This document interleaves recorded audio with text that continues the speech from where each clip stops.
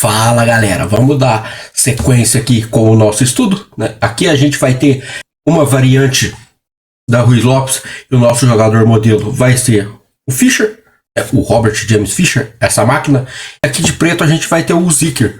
O Zicker, galera, ele é o mesmo que jogou contra o Karpov. É na nossa primeira partida lá, a nossa primeira partida modelo. E apesar dele estar sempre perdendo aqui pro Karpov, que era um prodígio da época, um grande jogador, perdendo aqui pro Fischer agora, são jogadores extremamente fortes, né? Tanto o Zicker, e o Fischer não precisa nem falar, mas o Zicker, ele é bastante forte sim, apesar de estar perdendo aqui, né? Então, assim, só de estar conseguindo jogar um torneio contra o Fischer, chegar nesse nível de poder estar jogando contra o Fischer, ou chegar no nível de estar podendo jogar contra o Karpov, já diz muito do jogador, né? Ele é, sim, extremamente forte. Hoje a gente vai ver uma variante aqui com o Bispo D7, e o Fischer vai ser o nosso jogador modelo. Mas eu queria pedir primeiro, galera, que vocês se inscrevam aí no canal, porque tem uma galera que tá visualizando aí. A gente tá conseguindo ver quem visualiza os vídeos e não está se inscrevendo. Então se inscreve aí pra gente, dá essa força pra gente. Estamos com a meta aí de bater 100 inscritos até o final do ano. Então se você tá visualizando aí, se inscreve no canal, dá essa força pra gente e vamos dar sequência aqui. A gente viu bastante lance aqui já, galera. Cavalo C6, Torre D8, Bispo B7. A gente viu vários lances aqui. Hoje a gente vai estar vendo Bispo D7, né, com o Fischer aqui. E na partida passada, que foi jogado aqui Torre D8, eu comentei com vocês que a gente sempre joga em cima desse cavalo aqui de A5. Então ele jogou Torre D8 e a gente jogou aqui B3 para controlar os saltos do cavalo aqui para casa de C4. E isso evitava que a gente ficasse perdido aqui na Ruiz Lopes, né? Prestando sempre atenção nesse cavalo aqui de A5 e como a gente pode controlar ele. Ele foi jogado Bispo D7 e um lance aqui como B3 agora, ele não é possível. Porque Bispo D7, além de colocar aqui o Bispo na sua casa ideal, que controla aqui a ala da dama e a ala do rei, ele libera a coluna C. Então, um lance aqui como B3 seria um erro, porque ele poderia simplesmente trocar os peões e conseguir criar uma pressão aqui na coluna, né? Ele já ataca o bispo, e um lance natural aqui como o bispo B1, a gente já toma um lance aqui como dama C3, caiu na torre, né? Então, isso daqui seria bastante incômodo pra gente, né? E isso agora aqui não é possível. Não é possível que a gente jogue B3 aqui. Então, o que a gente faz? Lembrando sempre dos planos típicos aqui da abertura. A gente já jogou o D4, que era o nosso primeiro plano aqui na abertura. E o nosso segundo plano é cavalo F1 para cavalo G3. Então, é o que o Fischer faz. Joga cavalo F1. A gente vai ver aqui que o Fischer ele tem um gosto maior por mandar esse cavalo para E3. Né? E é para onde ele vai realmente mandar esse cavalo. Ele pode estar pulando aqui para D5. Então, Torre 8. Torre 8 aqui com aquelas manobras típicas que eu acredito que vocês já saibam. G6, Bispo F8, Bispo G7. É a manobra aqui que a gente faz para o Bispo ganhar uma certa atividade aqui pela diagonal escura. Então, cavalo E3 foi jogado pelo Fischer com aquela ideia. Eu costumo mandar aqui o cavalo para G3. Não exatamente dessa posição, mas em regra eu jogo o cavalo para G3 aqui. E é claro, com essa partida modelo aqui, eu tento simplesmente jogar como o Fischer jogou aqui. Cavalo E3, podendo até mesmo ou levar esse cavalo para D5 ou levar esse cavalo para F5. O único problema do cavalo E3 aqui é que ele tira a casa ideal do bispo, né? Que seria aqui em E3. Então a gente vai precisar tirar esse cavalo daqui para mandar o bispo aqui para E3. Então G6, peão toma, cavalo H4. Cavalo H4 aqui também, ele é bastante temático aqui. A gente já viu algumas vezes, eu já cheguei a mencionar para vocês o que esse lance faz. Então fica mais fácil da gente entender os lances aqui quando a gente tem um repertório de abertura, né? Quando a gente costuma jogar Ruiz Lopes aqui, estudando ela, a gente consegue entender o que cada lance aqui está fazendo.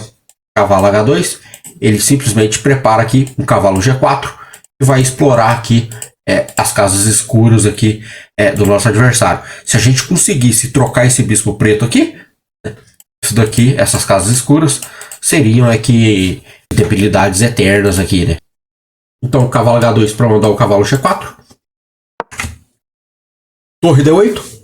Ativa a torre na coluna com um tempo aqui em cima da dama. Dama F3, que é a casa aqui, que eu costumo dizer que é a casa ideal para dama, para a gente conseguir criar um ataque aqui em cima desse roque aqui, em cima do rei do nosso adversário. Bispo E6. Cavalo G4. Cavalo toma. Cavalo toma. Peão toma, perdão. E dama C6 aqui foi jogado pelo Zicker, né?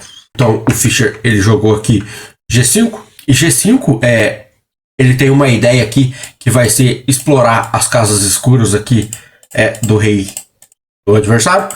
Porém tem uma situação tática aqui, né? O que acontece caso o Zicker tivesse tomado aqui o peão de G5? Vocês conseguem pausar o vídeo e achar a resposta? Vou mandar aqui para vocês.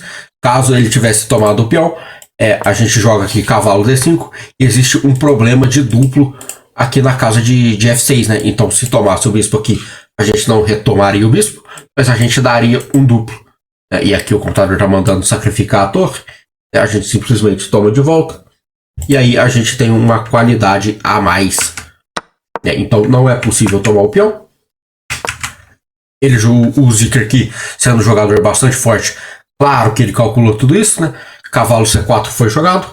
E agora o Fischer, ele manda aqui o cavalo para G4, né, querendo explorar as casas escuras. E é claro que a gente não vai deixar esse cavalo chegar lá. Se a gente consegue jogar aqui um lance como cavalo F6, bispo toma, peão toma, as casas escuras aqui vão ser problemas eternos com a falta desse bispo preto. E ainda mais a gente tendo o bispo preto aqui. Então o Zicker ele papa o cavalo. O Fischer toma o bispo de dama. E o Zicker faz esse lance aqui, F6. O computador diz que esse lance ele é um erro, mas a ideia do lance é que ele vai tentar defender aqui os mates que existiriam aqui no rei pela sétima fileira.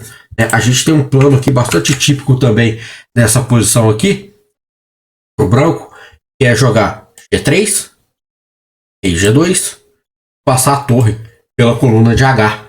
E aí a gente tentaria uns ataques aqui pela coluna de H. Então o Zicker ele tenta antecipar esse plano, que é bastante típico aqui, jogando F6. Para caso, se a gente faça esse tipo de plano aqui, ele consegue jogar uma torre aqui na sétima, e a torre vai estar defendendo ali o peão de H7. Seria a ideia dele. Então toma. O roque dele aqui dá para ver que está um pouco debilitado, né? O nosso rei está melhor protegido do que o rei do Zicker, né? O nosso aqui sendo a gente o Fischer. Queríamos ser o Fischer. O Fischer agora ele precisa ativar as últimas peças dele, né? Que é o bispo preto e a torre de A. Então ele joga A4 com a ideia de trocar os peões aqui e ativar a torre dele. E é claro que a gente não pode tomar esse peão de A4, apesar de ser claro que por um sistema tático que a gente ataca a dama e a torre. Porém, também seria muito triste, galera, se a gente toma esse peão aqui e quebra totalmente a estrutura de peões nossa. Mesmo que esse duplo aqui ele não existisse, né? Simplesmente capturar o peão aqui seria um erro gravíssimo estratégico aí, né? A gente estaria simplesmente criando várias ilhas de peões, deixando peões dobrados, e isso seria extremamente ruim. Então o Zicker ele volta o cavalo, atacando o peão aqui, troca, e agora a torre dele ganha atividade pela coluna de A. A gente ativa o bispo na casa ideal dele aqui, que é E3, onde ele controla também as duas alas. E o Zicker ele vai brigar pela coluna aqui, né? Torre A8, querendo trocar aqui as torres, brigando pela coluna. E é claro que se o Fischer ele troca as torres aqui, ele perderia a coluna de A aqui, né?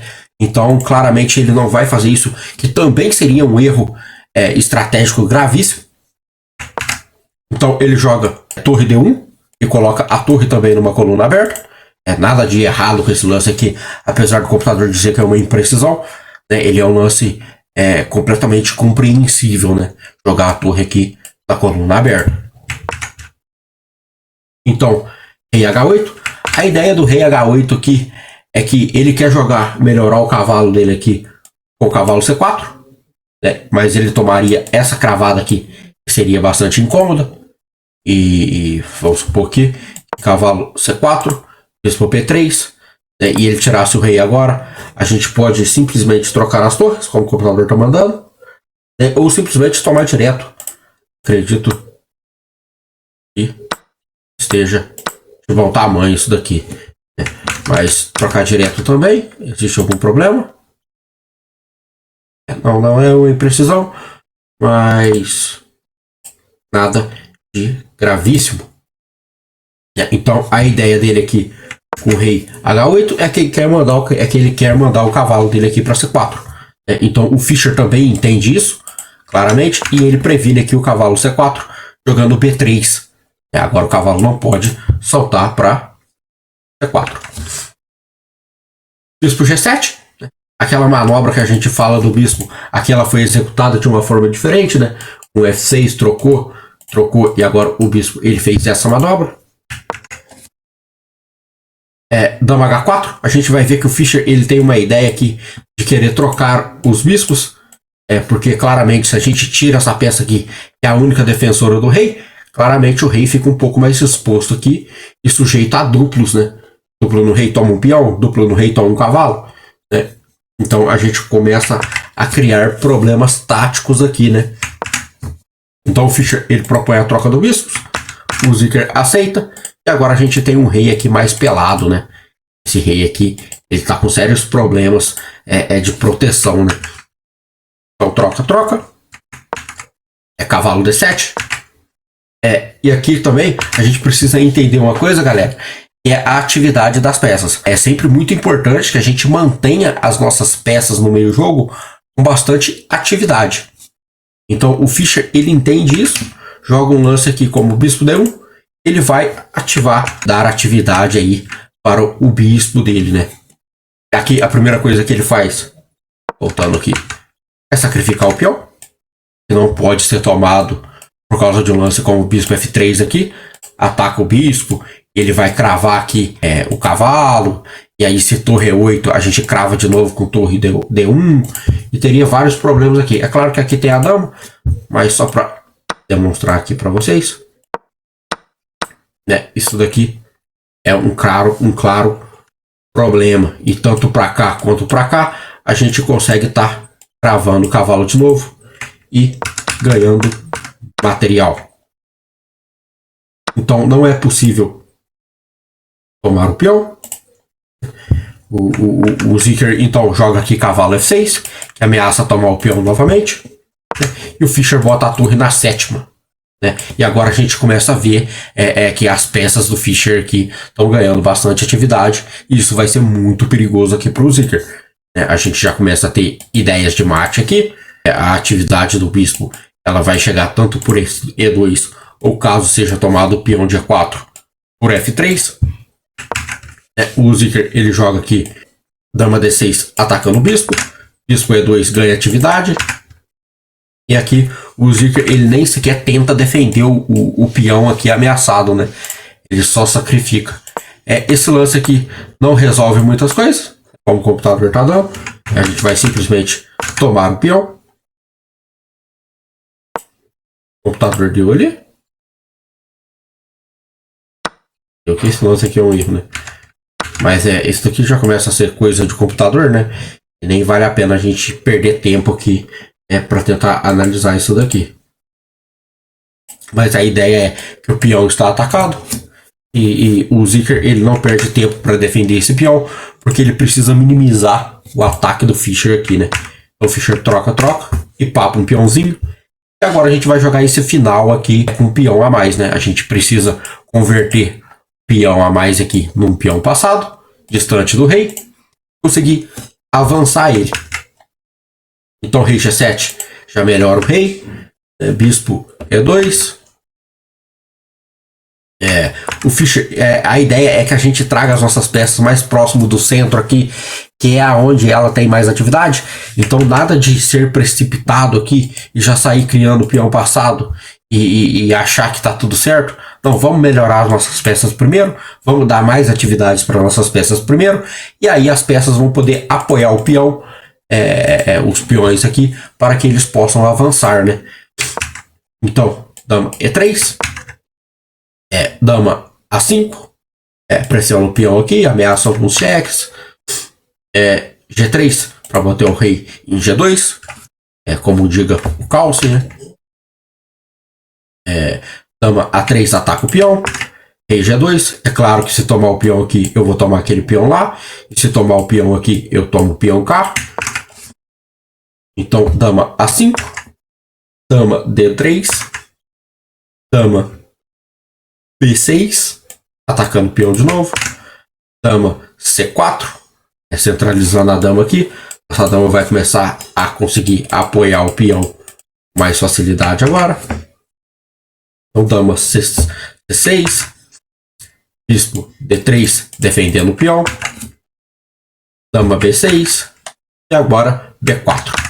A gente cria o peão passado e a dama está aqui bem próxima para ajudar a gente a avançar o peão. É claro que o Zicker ameaçou alguns golpes aqui e a gente não quer tomar isso daqui, né? Avançar o peão aqui e ser prejudicado. Então, dama C5 propõe a troca de damas e defende o peão na de F2.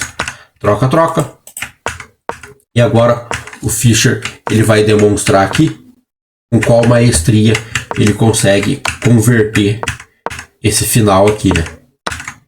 Simplesmente toma e a gente vê um domínio aqui bem importante aqui das peças do Fischer, né? Tá realmente controlando bastante casas aqui. Ele faz uma manobrinha aqui para dar um olé aqui no Zicker, né? Ele leva o rei para a ala da dama. Ele não tinha acesso na ala do rei. Ele leva o rei para a ala da dama. E quando o Zicker avança, ele simplesmente volta o rei aqui. Consegue criar acesso para o rei. A regrinha do quadrado aqui, acredito que vocês já conheçam. Então o rei está dentro do quadrado. Ele está segurando aqui o peão de A4, de H4. Então o Zicker jamais vai ganhar essa posição aqui. Ele papa o peãozinho e traz o rei. E assim se encerra a partida. Mas voltando para o nosso foco aqui, que é a abertura. E a gente precisa de partidas modelos aqui. Por isso que a gente sempre assiste uma partida. E a gente viu vários lances aqui, galera. Eu não quero que vocês decorem esses lances aqui. Porque a gente tem vários lances que o preto ele pode estar jogando aqui. A gente viu até agora. E eu não quero que vocês decorem isso daqui. Mas eu quero que vocês entendam o tipo de manobra que a gente precisa fazer. Joguem com calma e consigam sobressair aqui. Então, olha como as coisas são lógicas. Vamos pro primeiro lance aqui. Um dos lances que a gente já viu. Que é a troca dos peões aqui. E bispo D7. D7 não, a gente volta o cavalo. Foi uma partida do Karyakin. Então troca aqui. Karyakin. E cavalo C6 aqui atacando o peão. É bem lógico que ele atacou o nosso peão aqui e a gente precisa defender. Então para defender esse lance é cavalo B3. Se ele jogar A5, a gente defende com o bispo. E depois volta o cavalo para a manobra típica dele aqui. Parece ser muita coisa e muito difícil de decorar. Decorar sim, entender não. O lance aqui como voltar o cavalo. A gente está jogando em cima do cavalo. D5 é o lance. Se ele volta o cavalo para D8, a gente tem o planinho aqui do Karpov, com B4. E aí B4 vai simplesmente lutar contra o cavalo aqui e tirar as casas do cavalo. Contra o lance aqui do Henrique Meck. Quando a gente avança e ele volta o cavalo aqui para A5, a gente joga com B3. Porque a nossa ideia aqui é estar sempre controlando o cavalo. O cavalo ele veio para A5 e a gente tem que entender que a única ideia disso é jogar o cavalo para C4. Então B3 controla o cavalo. E toda vez que ele jogar um lance aqui com B4, a gente joga C4 e fecha o cavalo. E toda vez que ele jogar um lance aqui como C4, a gente joga B4 e fecha o cavalo. Né? Então a gente lutou aqui contra o cavalo. E o outro lance aqui, torre D8, que a gente viu na aula passada. Né? A gente viu que o lance aqui ele é B3, né? Controlando o cavalo. Então troca, troca e volta o cavalo. E a gente vai jogar essa posição aqui com o bispo B2. O bispo não vai para E3, mas ele vai para B2. Por quê? Porque ataca o peão aqui. Então o bispo B2 defende o peão. Né? E depois a gente vai executar a manobra do cavalo. Ou simplesmente fazer aquela ideia que Michael Adams fez, né? Que foi jogar A3 e B4 e passar o cavalo por aqui, né? Ele jogou um D5, expulsou esse cavalo e passou o cavalo via A5 aqui para ativar ele pelo meio da casa de C6 ali. Então tudo aqui eu preciso que vocês entendam e não decorem, porque as manobras elas são típicas aqui. O posicionamento das peças aqui, eles costumam ser bastante típicos, né? E aqui o bispo D7, que a gente viu hoje, a gente simplesmente segue com o nosso plano aqui, né? De cavalo F1, e o Fischer leva o cavalo para E3, para jogar aqui o cavalo para D5. Continuar com essa ideia de cavalo D5. E cavalo H2 para cavalo G4. Então não é difícil que a gente entenda isso daqui. Né? As manobras são típicas, os planos são típicos, os planos de meio jogo são típicos. Os tipos de ataque que a gente tem aqui em cima do rei do nosso adversário, eles são temáticos da abertura, eles costumam se repetir. Então quanto mais a gente vê isso daqui, mais isso daqui fica claro pra gente o tipo de ataque que a gente faz para criar aqui em cima do rei. Né? E lembrando que ou a gente ganha por um peão a mais aqui na ala da dama, ou a gente acaba ganhando no mate nesse rei preto aqui, né? Então fica assim, galera. Esse foi o vídeo de hoje. Espero que vocês tenham compreendido aí como que o Fischer jogou essa posição aqui. E de novo, sempre utilizando ali dos temas típicos da posição, né? Os temas típicos aqui da Ruy Lopes. A manobra do cavalo, o bispo para E3, o cavalo H2. Tudo isso a gente já viu antes e só vem se repetindo durante a posição, né? Pelo menos perdidos a gente não vai ficar aqui. Então é isso que eu queria passar no vídeo de hoje. Fica aí a partir do nosso grande jogador Robert James Fischer. E até a próxima. Lembrando, galera, se inscreve aí, né? Ajuda a gente. Tem uma galera assistindo os vídeos e não está se inscrevendo. Então se inscreve aí pra gente, dá essa moral, dá essa força. Eu acredito que esse canal aqui tem muito a contribuir com a galera aí, aí no YouTube. Então valeu, fica assim e até a próxima.